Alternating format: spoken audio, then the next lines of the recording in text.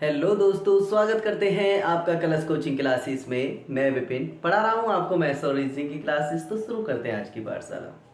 तो देखिए दोस्तों, आपको पता है हमारा प्रॉफिट एंड लॉस चैप्टर चल रहा है, जिसमें हमारी क्लास नंबर 2 ये हो जाएगी। तो आज हम अच्छे अच्छे क्वेश्चंस को करेंगे। तो आज हम स्टार्ट करते हैं न्यू क्वेश्चंस, ठीक है। तो देखते हैं क्वेश्चंस को आगे। कल हम इस चैप्टर में आई थिंक 6 सवाल और मेन कंसेप्ट कर चुके थे, ठीक है। तो आज बढ़ते हैं 7वें क्वेश्चन की तरफ। तो 7वां क्वेश्चन देखिए। क्या क्वेश्चन है? क्वेश्चन कहता है कि यदि 16 वस्तुओं का क्रिया मूल्य 14 वस्तुओं के विक्रय मूल्य के बराबर हो तो प्रतिशत लाभ या हानि ज्ञात कीजिए। तो देखिए दोस्तों, 14 वस्तुओं का क्रिया मूल्य, सॉरी 16 वस्तुओं का क्रिया मूल्य, 16 वस्तुओं का क्रिया मूल्य मैंने आपको क्या क्रिया मूल्य कल ही बताया, कॉस्ट प्राइस होता है, सीपी लिख दूंगा। तो ये कह रहा है सर 16 वस्तुओं का क्रिया मूल्य 14 वस्तुओं के विक्रय मूल्य के बराबर होता है। विक्रय मूल्य का मतलब सेलिंग प्राइस, ठीक है, एसपी लिख सकता हूं उसे। तो प्रतिशत लाभ या हानि ज्ञात कीजिए। अब मुझे आप एक बात बताइए, किसी भी प्रॉफिट एंड लॉस को निकालने के लिए मेरे को दो वैल्यू आराम से चाहिए। क्या क्या? कॉस्ट प्राइस चाहिए और सेलिंग प्राइस चाहिए, ठीक है। तो कॉस्ट प्राइस की बात करें, यहां से कैसे निकालेंगे भाई? सीपी, एसपी इसके नीचे आ जाएगा, एसपी बराबर ये हो जाएगा दोस्तों 14/16। अगर मैं इसको कट करूं तो 2 सत्ते 14, 2 अट्ठे 16 हो जाएगा। चीजें समझ में आती है। 7/8 हो जाएगा कॉस्ट प्राइस बटे सेलिंग प्राइस। अब आप मुझे इस क्वेश्चन में देखकर बताइए कि कॉस्ट प्राइस किसी वस्तु का क्रिया मूल्य 7 था और उसको हमने बेच कितने में दिया? 8 में। तो कितने का लाभ मिला हमें? 1 रुपए का लाभ मिला। भाई 7 रुपए की चीज थी, हमने 8 रुपए की बेच दी, यही तो चीज है। कॉस्ट प्राइस 7 है, सेलिंग प्राइस 8 है। कोई चीज 7 रुपए की थी, हमने उसे 8 रुपए में बेच दिया, तो 1 रुपए का हमें लाभ मिला। और 1 रुपए का लाभ मिला किस पर मिला? कॉस्ट प्राइस पर ही हमेशा लाभ मिलता है, 7 पर। तो परसेंटेज वैल्यू चाहिए 100। तो प्रॉफिट बराबर क्या हो जाएगा दोस्तों? प्रॉफिट हो जाएगा, इसकी भली प्यालती हम परसेंटेज वैल्यू जानते हैं 14 सही 2/7%, ठीक है। चीजें समझ में आती हैं। Means that option number A आपका करेक्ट आंसर होगा। यदि मैं बात करूं तो ये प्रॉफिट आएगा, ठीक है। लॉस का यहाँ पे कोई मतलब ही नहीं, क्योंकि हमें लॉस हमें दे नहीं रखा, उसमें क्वेश्चन में जो मिल रहा है हमें वो प्रॉफिट मिल रहा है, ठीक है। चीजें समझ में आती हैं। तो देखिए दोस्तों, आगे बढ़ते हैं अगले क्वेश्चन की तरफ। इसी टाइप से हम क्वेश्चंस को करते जाएंगे। आज बहुत अच्छे से हम सवाल को करेंगे और ज्यादा से ज्यादा सवाल क्वेश्चन करने की कोशिश करेंगे। दूसरा सवाल कहता है कि एक व्यक्ति पाता है कि 2750 वस्तुओं का क्रिया मूल्य 2500 वस्तुओं के विक्रय मूल्य के बराबर है, तो लाभ या हानि परसेंटेज ज्ञात कीजिए। भाई सवाल सेम है, हमें फिर से दिया है 2750 वस्तुओं का क्रिया मूल्य मतलब सीपी 2500 वस्तुओं के विक्रय मूल्य के बराबर है। फिर से हमें वही काम करना है, क्योंकि हमें सीपी और एसपी चाहिए। तो ये हो जाएगा 2500 बटे 2750, 0 से 0 काट देंगे। इसको हम किससे काटे? 25 से काट दें। 25 एकम 25, 25 एकम 25, भाई 25 एकम 25 0, और ये कितना हो जाएगा दोस्तों? 25 एकम 25 और कितना हो जाएगा? 25 एकम 25 मतलब मीन्स डेट 10/11 ये हो जाएगा, ठीक है। 10/11 हो जाएगा कॉस्ट प्राइस बटे सेलिंग प्राइस। अब बात करते हैं आप, भाई कोई वस्तु का क्रिया मूल्य 10 आ रहा है और उसका विक्रय मूल्य कितना आ रहा है? 11। तो हमें क्या करना होगा? इसमें हमें क्या मिल रहा है दोस्तों? प्रॉफिट मिल रहा है। प्रॉफिट कितने का मिल रहा है? 1 रुपए का। 1 रुपए का प्रॉफिट मिल रहा है। तो हम कह सकते हैं दोस्तों कि हमें हमेशा प्रॉफिट ही मिला। अब की बार भी हमें प्रॉफिट ही मिला, 1 रुपए का प्रॉफिट मिला। प्रॉफिट या लॉस किस पर मिलता है? क्रिया मूल्य पर मिलता है। तो क्रिया मूल्य 10 हो जाएगा गुणे 100 हो जाएगा। तो ये कितना हो जाएगा दोस्तों? 10/100 मीन्स 10% इसका आंसर आ जाएगा। और फिर से आपका ऑप्शन नंबर सी आपका करेक्ट आंसर होगा। चीजें अच्छे से समझ में आती हैं, ठीक है। बढ़ते हैं अगले क्वेश्चन की तरफ। अगला क्वेश्चन क्या कहता है? देखिए दोस्तों, अगला क्वेश्चन क्या है? छोटे छोटे कंसेप्ट हैं इसलिए हम थोड़ी स्पीड से ले रहे हैं। अब की बार थोड़ा बड़ा सवाल है। क्वेश्चन नंबर 9 कहता है कि यदि वस्तुओं का क्रिया मूल्य, यदि 12 वस्तुओं का क्रिया मूल्य 9 वस्तुओं के विक्रय मूल्य के बराबर है, जबकि 10 वस्तुओं पर दी गई छूट 5 वस्तुओं पर कमाए गए लाभ के बराबर है, तो लाभ परसेंटेज तथा छूट परसेंटेज के बीच का अंतर ज्ञात कीजिए। बहुत ही बेहतरीन सवाल है। भाई आप मुझे बताइए 12 वस्तुओं का क्रिया मूल्य, 12 वस्तुओं का क्रिया मूल्य 9 वस्तुओं के विक्रय मूल्य के बराबर है। कॉस्ट प्राइस और सेलिंग प्राइस की बात करूं तो ये हो जाएगा 9/12। मैं इसे क्या लिख सकता हूं, 3/4 भी लिख सकता हूं। कैसे, 3 से इसको काट दूंगा 3 बार, ये 4 बार, ठीक है, 3/4 आ गया। अब आगे बात कही है कि 10 वस्तुओं पर दी गई छूट, 10 वस्तुओं पर दिया गया डिस्काउंट, डिस्काउंट छूट को डी बोलते हैं, डिस्काउंट बोलते हैं। 5 वस्तुओं पर कमाए गए लाभ के बराबर, 5 वस्तुओं के कमाए गए लाभ के बराबर। डिस्काउंट बटे प्रॉफिट की बात करें 5/10 हो जाएगा और ये हो जाएगा 1/2। मीटर 5 एकम 5, 5 दूनी 10, ठीक है। अब आप मुझे बताइए दोस्तों कि अगर मैं आपसे यहां पर कंपेयर कराना चाहूं, अगर मैं आपको यहां से कंपेयर कराना चाहूं तो मैं यह कह सकता हूं कि आप मुझे देखकर बताइए कि दोनों जगह प्रॉफिट कितना है, दोनों जगह प्रॉफिट कितना है। तो आप कहेंगे सर पहली वाले में तो कॉस्ट प्राइस और सेलिंग प्राइस में तो 1 रुपए का प्रॉफिट आ रहा है, लेकिन यहाँ पर 2 रुपए का प्रॉफिट आ रहा है। एक ही सवाल में अलग अलग प्रॉफिट कैसे, तो इसको हम, इसका कुछ सॉल्यूशन है हमारे पास में, बिल्कुल सॉल्यूशन है। यहाँ से 2 की मल्टीप्लाई कर दीजिए, क्यों, क्योंकि प्रॉफिट इक्वल करने के लिए, प्रॉफिट इक्वल करेंगे तो ये हो जाएगा, कितने हो जाएगा दोस्तों, ये हो जाएगा गुणे 2 बराबर 6 हो जाएगा, और ये गुणे 2 बराबर 8 हो जाएगा। अब आप देखिए 6 से 8, 6 कॉस्ट प्राइस था, सेलिंग प्राइस 8 हो गया, तो आपको यहां पर फिर से प्रॉफिट कितना मिला, 2 प्रॉफिट यहां पर और 2 ही प्रॉफिट यहां पर।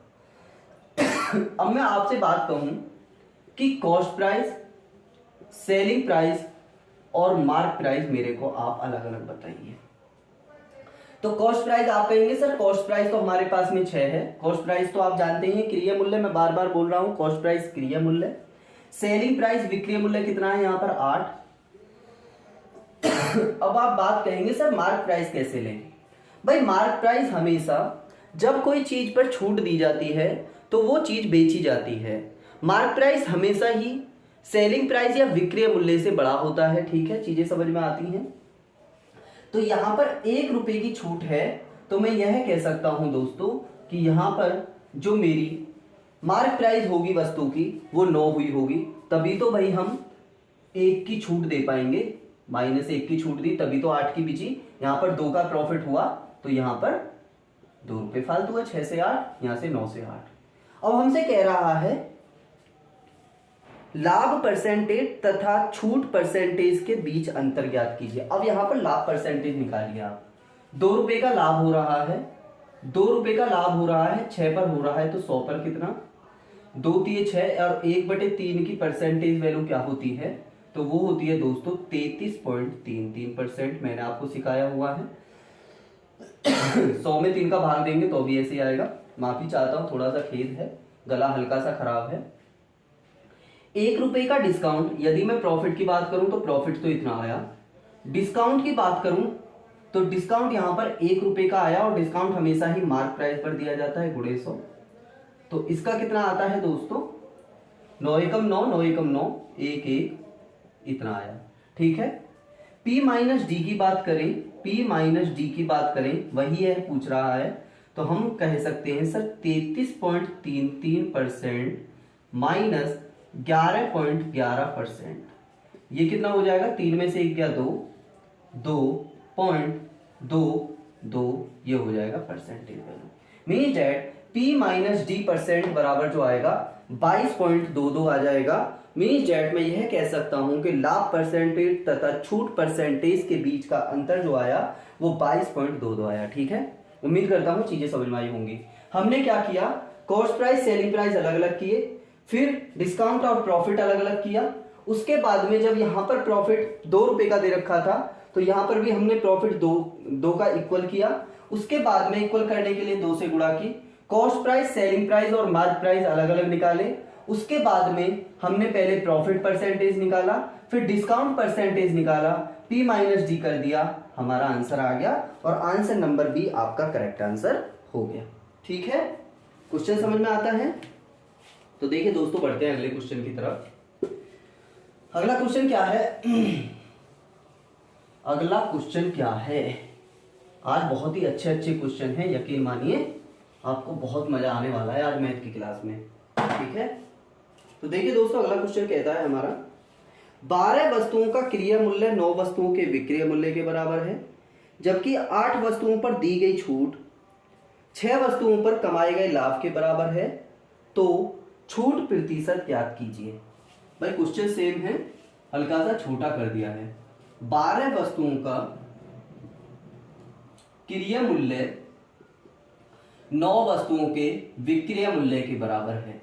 अगर कॉस्ट प्राइस बटे सेलिंग प्राइस की बात करें, 9 बटे 12 हो जाता है, तो ये हो जाएगा 3 बटे 4। ठीक है, आगे बात करते हैं।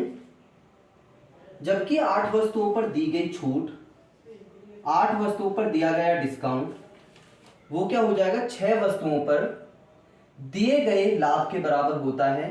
यहां से डी बटे पी निकालेंगे तो वो हो जाएगा दोस्तों, कितना हो जाएगा? 8 और 6 है, तो यहां पर 6 बटे 8 हो जाएगा। और यहां से बात करें तो 2 तिया 6 और 2 चौक 8। यदि मैं यहां पर प्रॉफिट की बात करूं तो प्रॉफिट यहां पर 4 आ रखा है, और यहां पर प्रॉफिट की बात करूं दोस्तों तो यहां पर केवल 1 प्रॉफिट आ रखा है। अब इसी चीज को यहां पर क्वेश्चन गलत हो जाएगा। क्यों? एक ही क्वेश्चन में प्रॉफिट या लाभ की वैल्यू अलग अलग कैसे? तो हमने अभी पीछे इसी टाइप का क्वेश्चन किया है। क्वेश्चन में हमने क्या किया? लाभ को बराबर किया। लाभ को बराबर करेंगे, यहाँ पर 4 लाभ है, यहाँ पर 1 लाभ है, तो मीन्स डेट 1 4 से गुणा कर देंगे। 4 से गुणा किया तो हम यहाँ पर 12 कर गए, और यहाँ से 4 से गुणा किया तो ये हो गया 16। अब हमसे पूछा है क्या? हमसे पूछा है बट्टा प्रतिशत ज्ञात कीजिए। भाई कॉस्ट प्राइस, सेलिंग प्राइस और मार्क प्राइस की बात करें, कॉस्ट प्राइस यहां पर 12 हो गया, सेलिंग प्राइस यहां पर 16 हो गया, और मार्क प्राइस किसी चीज पर 3 रुपए की छूट दी और 16 रुपए की बेची, तो वो चीज कितने रुपए की होगी भैया? 19 रुपए की। तभी तो हम 3 रुपए की इस पर छूट दे पाएंगे। 3 रुपए की छूट को, क्योंकि क्वेश्चन में भी हमें दे रखा है कि हमें 3 रुपए की छूट देनी है। ठीक है, अब आप बात कहेंगे सर डिस्काउंट परसेंटेज हमेशा 3 रुपए की छूट मार्क प्राइस पर दिया जाता है 19 पर, तो 100 पर कितना? ठीक है, तो 300 बटे 19, 300 बटे 19 कितना हो जाएगा? 300 बटे 19, 19 एकम 19 हो जाएगा। यहां पर कितने बचेंगे? 11, 110, 19 पंजे 95 हो जाएगा, 19 पंजे 95, और ये कितना बचेगा दोस्तों? ये कितना बचेगा? 15, 15 नहीं जाने का 0, और 15 में 0 बढ़ा लिया तो 19 पंजे 95, 19 छिक्के 19 सत्ते 19 सत्ते 133, 19 अट्ठे 152, 19 सत्ते मीन्स डैट हमारा ऑप्शन आएगा 15.7 कुछ करके, तो 15.79% हमारा आंसर आ गया। ऑप्शन नंबर सी आपका इस सवाल में करेक्ट आंसर होगा। ठीक है, चीजें समझ में आती हैं? क्या किया? वही सेम कहानी थी। कॉस्ट प्राइस, सेलिंग प्राइस देखा, डिस्काउंट पर प्रॉफिट देखा। जब प्रॉफिट 4 का हो रहा था तो प्रॉफिट बराबर किया, उसके बाद में कॉस्ट प्राइस, सेलिंग प्राइस और मार्क प्राइस अलग अलग किए। उसके बाद में हमसे पूछा डिस्काउंट परसेंटेज, तो यहाँ पर 3 रुपए का डिस्काउंट दे रखा है, 19 पर दे रखा है, तो यहाँ पर डिस्काउंट परसेंटेज आ गया हमारा 15.79%। ठीक है, चीजें समझ में आती हैं? बढ़ते हैं अगले क्वेश्चंस की तरफ। क्वेश्चन आपको अच्छे से समझ में आ रहे हैं ना? आ रहे हैं दोस्तों? बिल्कुल आ रहे हैं सब। ठीक है, तो बढ़ते हैं दोस्तों अगले क्वेश्चन की तरफ। अगला क्वेश्चन क्या कहता है हमारा? अगला क्वेश्चन कहता है कि 72 वस्तुओं को बेचने पर एक व्यक्ति को 9 वस्तुओं के विक्रय मूल्य के बराबर हानि होती है। 9 वस्तुओं के विक्रय मूल्य के बराबर हानि होती है, तो हानि प्रतिशत ज्ञात कीजिए। हानि प्रतिशत ज्ञात कीजिए। भाई 72 वस्तुओं को बेचा। इस क्वेश्चन में कह रहा है कि सेलिंग प्राइस मेरे को, अगर मैं बात कहूं एक आर्टिकल 1 रुपए का है, एक आर्टिकल 1 रुपए का है, तो 72 आर्टिकल कितने रुपए के हो जाएंगे? 72 के। तो मैं यह कह सकता हूं कि सेलिंग प्राइस उस सामान का 72 रुपए था। उसके बाद में बात कर रहा है 9 वस्तुओं के विक्रय मूल्य के बराबर हानि होती है। कॉस्ट प्राइस की बात करें, हमें ये दोनों चीजें निकालनी क्यों है? क्योंकि हमसे हानि प्रतिशत पूछ रहा है।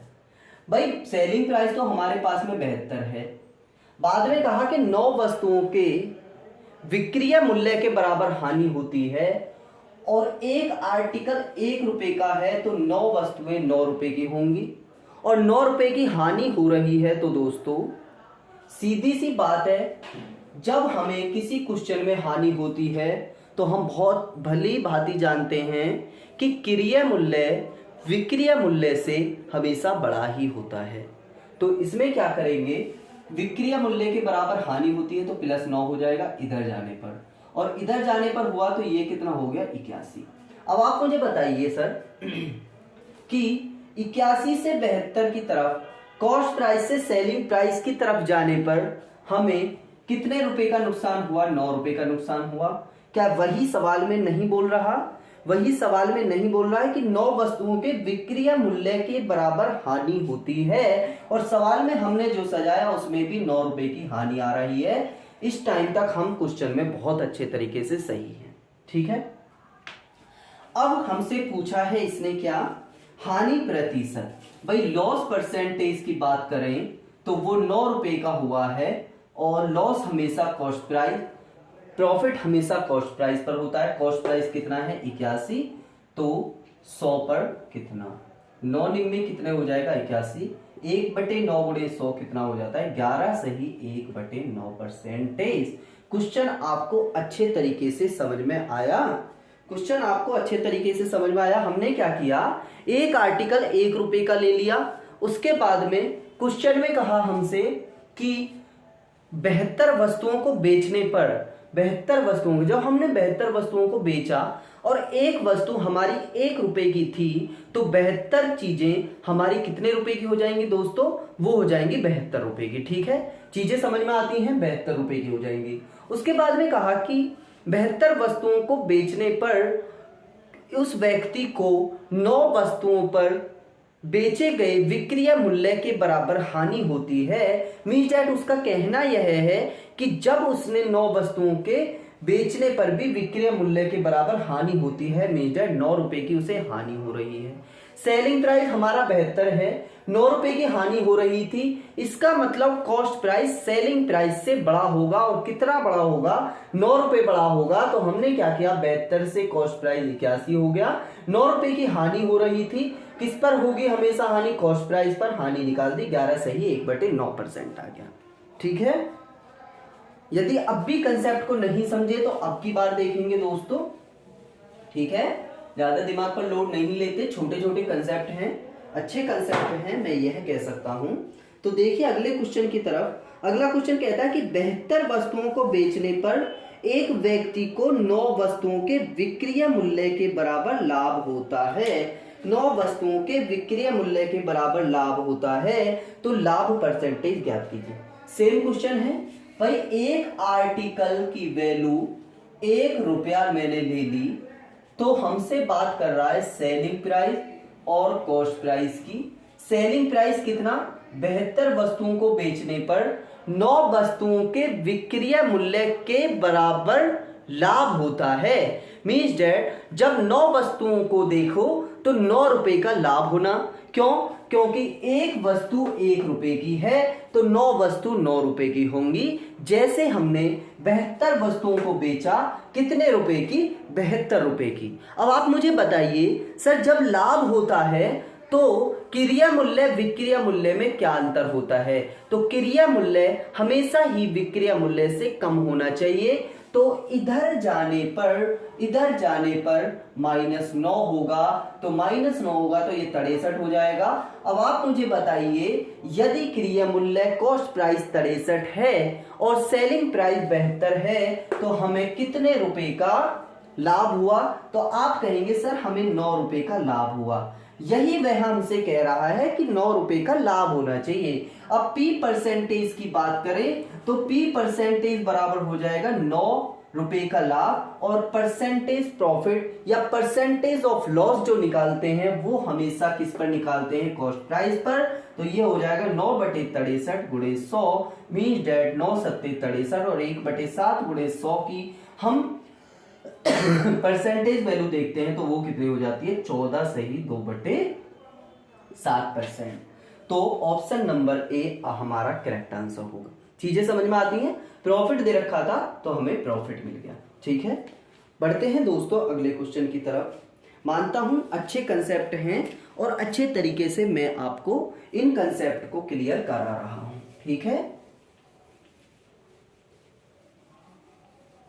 बढ़ते हैं अगले क्वेश्चन की तरफ। बढ़ते हैं। अगला क्वेश्चन कहता है कि 72 वस्तुओं को बेचने पर, सेम क्वेश्चन में लेकर आया हूं और हर बार हर क्वेश्चन में कुछ ना कुछ लैंग्वेज में चेंजेस हैं। ठीक है, 72 वस्तुओं को बेचने पर एक व्यक्ति को 9 वस्तुओं के क्रय मूल्य के बराबर लाभ होता है, तो लाभ परसेंटेज ज्ञात कीजिए। भाई एक बात बताइए दोस्तों, एक बात बताइए आप मुझे कि एक आर्टिकल कितने रुपए का था? 1 रुपए का। सेलिंग प्राइस की बात करूं 72 हो गया। कॉस्ट प्राइस की बात कीजिए तो 9 वस्तुओं के क्रय मूल्य के बराबर लाभ होता है। उसने सीधा सीधा कहा है कि हमें अब की बार 9 रुपए का लाभ हुआ है, और किस पर? क्रय मूल्य पर। और क्रय मूल्य मेरे पास में है कितना? कॉस्ट प्राइस दोस्तों, कॉस्ट प्राइस है अब की बार 72। कैसे? मैं इस चीज को आपको समझाना चाहता हूं। 72 वस्तुओं को बेचने पर भाई हमें प्रॉफिट या लॉस जो होगा वो तो हमेशा कुछ ना कुछ चीजें बेचने पर ही होगा। 72 वस्तुओं को बेचने पर एक व्यक्ति को 9 वस्तुओं के क्रय मूल्य, एक बात सीखी, क्रय मूल्य, 9 वस्तुओं के क्रय मूल्य मीन्स डेट में यह कह सकता हूं कि यहां पर 72 वस्तुओं को जो बेचा जा रहा है वो क्रय मूल्य पर बेचा जा रहा है। मीन्स डेट ये जो 72 है अब की बार वो 72 रुपया मेरा कॉस्ट प्राइस है। ठीक है, चीजें समझ में आती हैं। और प्रॉफिट की बात करूं तो प्रॉफिट मेरे पास में आ रहा है कितना? 9 रुपए का, क्योंकि 9 रुपए का प्रॉफिट वो ले रहा है। तो यहां से निकाल दीजिए प्रॉफिट परसेंटेज या लाभ परसेंटेज कितना हो जाएगा? 9/72 गुणे 100।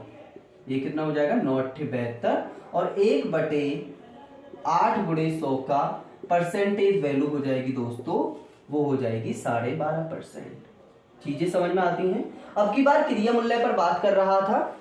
भाई स्टार्टिंग की लैंग्वेज पर आप मत जाइए। स्टार्टिंग की लैंग्वेज विक्रय मूल्य, क्रय मूल्य कुछ भी हो सकते हैं, लेकिन बाद में जब 9 रुपए का लाभ और हानि वो क्रय मूल्य पर कर रहा है या विक्रय मूल्य पर कर रहा है, मेन चीज है वो क्रय मूल्य पर कर रहा है या विक्रय मूल्य पर कर रहा है, मेन चीज है दोस्तों वो। ठीक है, चीजें समझ में आती हैं। अब की बार क्रय मूल्य पर कर रहा था तो सीधी सी बात है कॉस्ट प्राइस उसने 72 दे रखी है सीधी सीधी, क्योंकि 9 रुपए का जो लाभ हुआ है वो क्रय मूल्य पर लाभ हुआ है। इसका मतलब 72 रुपए में जो वो चीजें बेची गई हैं वो उस कॉस्ट प्राइस पर ही बेची गई हैं 9 रुपए का लाभ लेकर। तो हमें परसेंटेज प्रॉफिट जो निकालते हैं वो हमेशा कॉस्ट प्राइस पर ही निकालते हैं। तो 9 रुपए का लाभ कितने पर? कॉस्ट प्राइस 72 पर, 1/8 गुणे 100 12.5% हो गया। ठीक है, चीजें समझ में आती हैं। बढ़ते हैं अगले क्वेश्चन की तरफ। अगला क्वेश्चन क्या है? अगला क्वेश्चन कहता है सर कि 72 वस्तुओं को बेचने पर, सेम क्वेश्चन, 72 वस्तुओं को बेचने पर एक व्यक्ति को 9 वस्तुओं के क्रय मूल्य के बराबर हानि होती है। कुछ नहीं है भाई, 72 वस्तुओं को बेचने पर लाभ या हानि, मैं दोबारा से चीजों को इसलिए दोहरा रहा हूं कि कंसेप्ट आपको क्लियर हो जाए। ठीक है, क्योंकि ये कंसेप्ट हल्का सा कंफ्यूजन वाला होता है। बेहतर वस्तुओं को बेचने पर, स्टार्टिंग में बेचना तो है ही, क्यों? क्योंकि बेचने से ही हमें प्रॉफिट एंड लॉस पता लगेगा कि प्रॉफिट एंड लॉस है कितना, ठीक है। तो बेहतर वस्तुओं को बेचा और लॉस जो किया उसने 9 आर्टिकल पर किया और एक आर्टिकल की वैल्यू 1 रुपए है, तो 9 आर्टिकल की वैल्यू 9 रुपए है। और बाद में बेहतर वस्तुओं को बेचने पर 9 वस्तुओं के क्रिया मूल्य के बराबर क्या होती है सर? हानि होती है, हानि होती है। तो लॉस परसेंटेज ज्ञात कीजिए। तो लॉस परसेंटेज हो जाएगा मेरे दोस्तों, लॉस परसेंटेज हो जाएगा 9 रुपए का लॉस, 72 पर, तो 100 पर कितना दोस्तों? 9 अट्ठे 72 मीन्स डेट 1/8 गुणे 100 बराबर 12.5%। 12.5% लॉस परसेंटेज कितना हो जाएगा? 12.5%। उम्मीद करता हूं चीजें आपको बहुत अच्छे तरीके से मैं आज की क्लास में समझा पाया हूंगा, ठीक है। आपके सामने क्लासेस है और आपको दोस्तों मेरी मेहनत दिखती है, तो सीधी सी बात है, आप कलश कोचिंग क्लासेस के साथ में जुड़िए और अपने दोस्तों को भी जोड़िए, ठीक है। तो आज हम इस क्लास में लगभग इस चैप्टर के 8 क्वेश्चन कंप्लीट किए। 6 क्वेश्चन हमने कल कंप्लीट किए, बेसिक्स के 14 क्वेश्चन हो चुके हैं, 2 क्लासेस और हो चुकी हैं, ठीक है। अभी हम इसमें ये जो क्लास है, आज हमारा बृहस्पतिवार हो गया, शुक्रवार और शनिवार 2 दिन और आएगी। उसके बाद में मेरे हिसाब से ये चैप्टर आपके लिए फुल एंड फाइनल होगा। 3 क्लासेस में, एक तो आज आ जाएगी, ठीक है, एक आज आ चुकी है और 2 क्लासेस और आएंगी, मीन 4 क्लासेस में या ज्यादा से ज्यादा 5 क्लासेस में ये चैप्टर कंप्लीट हो जाएगा आपका, ठीक है। तो उम्मीद करता हूं चीजें आपको अच्छे तरीके से समझ में आ रही हैं और 2-4 दिनों में ही या अगले हफ्ते से हम दोस्तों, भाई आज हमारा क्या हो गया? बृहस्पतिवार। अगले हफ्ते से क्या करेंगे हम? रीजनिंग भी स्टार्ट कर देंगे इसी चैनल पर, ठीक है। जैसे हमारी पहले कंप्लीट चीजें चल रही थी, ठीक है। तो हम उसे जो टाइम ड्यूरेशन है उसको सोमवार मंगल बुध में मैथ रहेगा या बृहस्पति शुक्र और शनिवार में मैथ रहेगा। इस चीज को हम आगे डिस्कस कर लेंगे, वो सोमवार की क्लास में आपको अच्छे तरीके से पता लग जाएगा कि क्या है आगे, ठीक है। चीजें समझ में आती हैं तो आप क्लास कोचिंग क्लासेस के साथ में जुड़ सकते हैं। आज की पाठशाला को यहीं समाप्त करते हैं। आप विपिन कुमार के साथ में पढ़ रहे हैं मैथ्स और रीजनिंग की क्लासेस, ठीक है। तो अपने माता पिताओं का सम्मान करें, गुरुजनों का आदर करें और अच्छे तरीके से रहिए दोस्तों। टेंशन लेनी ही नहीं है, चीजें समझ में आनी चाहिए। भाई जॉब तो लगनी है डेफिनेटली, भाई अगर हम मेहनत करते हैं अच्छे तरीके से, पूरे आदर के साथ, पूरी भावनाओं के साथ, तो हमारी डेफिनेटली जॉब तो लगेगी, ठीक है। एक ना एक दिन हम जरूर कामयाब होंगे, क्योंकि भगवान के घर पर देर है अंधेर नहीं है, ठीक है। चीजें समझ में आती हैं तो आप कलश कोचिंग क्लासेस के साथ में जुड़ सकते हैं। लाइक शेयर एंड सब्सक्राइब करना ना भूले कलश कोचिंग क्लासेस को। आज की पाठशाला को यहीं समाप्त करते हैं। जय हिंद, जय भारत, वंदे मातरम, नमस्कार।